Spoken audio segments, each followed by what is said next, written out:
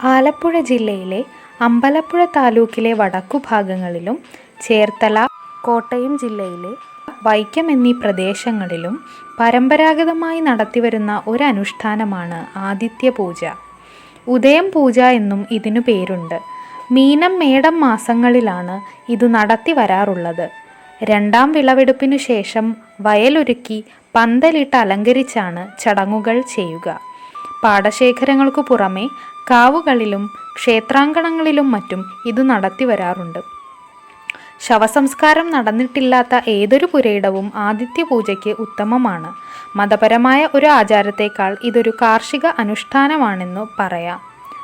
സൂര്യൻ്റെ കാഠിന്യം ഏറ്റവും അനുഭവപ്പെടുന്ന ഈ സമയത്ത് സൂര്യകോപത്തിൻ്റെ തീവ്രത കുറയുന്നതിനും അടുത്ത കാർഷിക കാലത്തിനു മുൻപായി കാർഷിക രക്ഷകനായ സൂര്യഭഗവാന്റെ അനുഗ്രഹം തേടുന്നതിനുമാണ് ഈ ആചാരം നടത്തുന്നതെന്നാണ് പഴമൊഴി. സൂര്യൻ്റെ സഹായത്തോടെ നല്ല വിളവുകൾ കിട്ടിയതിൻ്റെ ആദര സൂചകമായാണ് പൂജ നടത്തുന്നതെന്നും വിശ്വാസമുണ്ട്. ദ്രാവിഡരും ഇത്തരത്തിൽ സൂര്യനെ ആരാധിച്ചിരുന്നുവെന്ന് സാമൂഹ്യ ശാസ്ത്രജ്ഞന്മാർ ചൂണ്ടിക്കാട്ടുന്നുണ്ട്. ദിവസമായ ഞായറാഴ്ചയാണ് പൂജ നടത്തുന്നത്.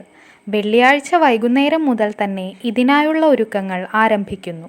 പൂജയ്ക്കായുള്ള കുടിൽകെട്ടലാണ് ആദ്യ ചടങ്ങ്. മുതിർന്ന ഒരാൾ പൂജയുടെ നേതൃത്വം ഏറ്റെടുക്കുകയും കുടിൽ കെട്ടിക്കഴിഞ്ഞതിനു ശേഷം കുരവ വിളികളോടുകൂടി കുടിലിനകത്തേക്ക് പ്രവേശിക്കുകയും ചെയ്യുന്നു.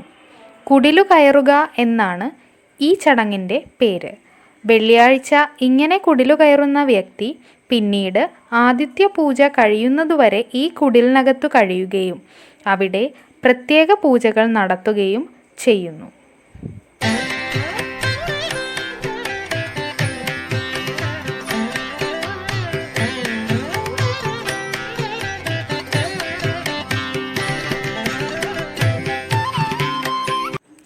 അന്നേ ദിവസം തന്നെ പുതുതായി കൊയ്തു കൊണ്ടുവരുന്ന നെല്ല് കുത്തുന്നു. സ്ത്രീകളാണ് ഇത് ഏറ്റെടുക്കുന്നത്. ശനിയാഴ്ച ദിവസം കുത്തിയ അരി ഉരലിൽ പൊടിക്കുന്നു. ഈ അരിപ്പൊടിയാണ് പൂജയപ്പം ഉണ്ടാക്കാനായി ഉപയോഗിക്കുന്നത്. ഇതോടൊപ്പം അപ്പം ഉണ്ടാക്കുവാനായി വെളിച്ചെണ്ണയും ഉണ്ടാക്കി വയ്ക്കുന്നു. പൂജപ്പം ഉണ്ടാക്കുന്ന എണ്ണ സാധാരണ പോലെ ആട്ടിയെടുക്കുന്നതല്ല. പച്ച തേങ്ങ ചുരണ്ടി അതു തിളപ്പിച്ച് വറ്റിച്ച് പാൽ പിഴിഞ്ഞ് അതു തെളിച്ചുണ്ടാകുന്ന എണ്ണയാണ് ഉപയോഗിക്കുന്നത്. അതുകൊണ്ടു തന്നെ ഒരപ്പത്തിന് ഏകദേശം 5 തേങ്ങ ആവശ്യമായി വരുന്നു. പൂജ ആവശ്യങ്ങൾക്കായുള്ള വെള്ളം ശേഖരിക്കുന്നത് പാടത്തിനോടനുബന്ധിച്ചുള്ള കുളത്തിൽ നിന്നാണ്. അതിനാൽ കുളം നേരത്തെ തന്നെ തേകി വൃത്തിയാക്കുന്നു. ഈ 2 ദിവസങ്ങളിൽ പൂജപ്പാടത്ത് ജോലി ചെയ്യുന്നവരെല്ലാം അവിടെ തന്നെ ഭക്ഷണം ഉണ്ടാക്കി കഴിഞ്ഞുകൂടുന്നു. പുതുതായി കൊണ്ടുവരുന്ന നെല്ലുകുത്തി അരി കൊണ്ടുണ്ടാക്കിയ പൂജക്കഞ്ഞിയാണ് ഈ ദിവസങ്ങളിൽ കഴിക്കുക. ജന്മി തറവാടുകളിൽ നിന്നു ദാനമായി നൽകുന്ന ചക്ക കൊണ്ട് ചക്കപ്പുഴുക്കും ഉണ്ടാക്കാറുണ്ട്. ഞായറാഴ്ച ദിവസം പുലർച്ചെ പൂജയപ്പം ഉണ്ടാക്കാൻ ആരംഭിക്കുന്നു.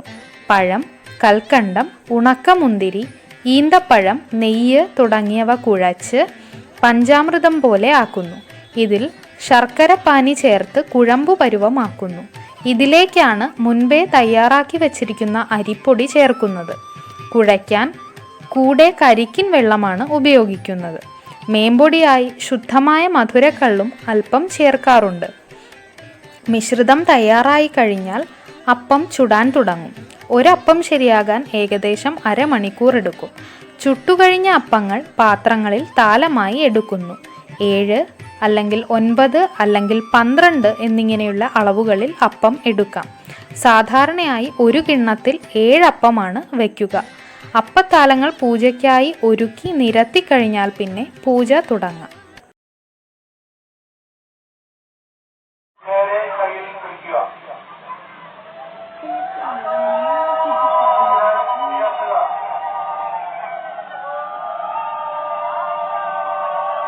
പൂജിച്ച താലത്തിനു സമീപം താലത്തിൻ്റെ അവകാശികൾ നിൽപ്പുറപ്പിക്കും.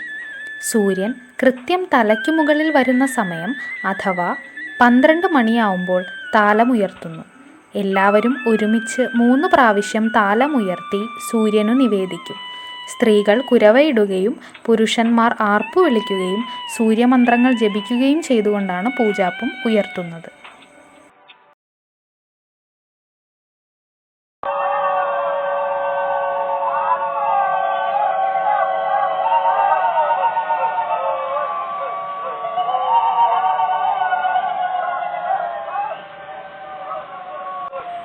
പൂജയ്ക്കു ശേഷം പൂജപ്പാടത്തായി ഭജനയും മറ്റും നടത്തി വരാറുണ്ട്. ഇതിനുശേഷം ആദിത്യ പൂജയ്ക്കായി വഴിപാടു കഴിച്ച ഭവനങ്ങളിലേക്ക് നേദിച്ച പൂജയപ്പം എത്തിക്കുന്ന ചടങ്ങാണ്.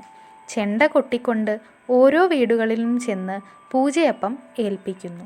മേടം 10-ന്, അതായത് 10-ാം ഉദയത്തിന് മുൻപായി ഈ ചടങ്ങുകൾ അവസാനിക്കുന്നു. പഴയതുപോലെ വ്യാപകമല്ലെങ്കിലും ഇപ്പോഴും ആലപ്പുഴ ജില്ലയിലെ പലയിടങ്ങളിലും ഈ ചടങ്ങ് നടത്തുന്നുണ്ട്. യുവതലമുറയിൽപ്പെട്ടവരും ഇതു നിലനിർത്തുവാൻ താൽപ്പര്യം കാണിച്ചു വരുന്നു എന്നതും ആശാവഹമാണ്. നാട്ടുകാരുടെ ഒത്തൊരുമയ്ക്ക് വേദികളാവാൻ ഈ പൂജാസ്ഥലങ്ങൾക്ക് സാധിക്കുന്നു.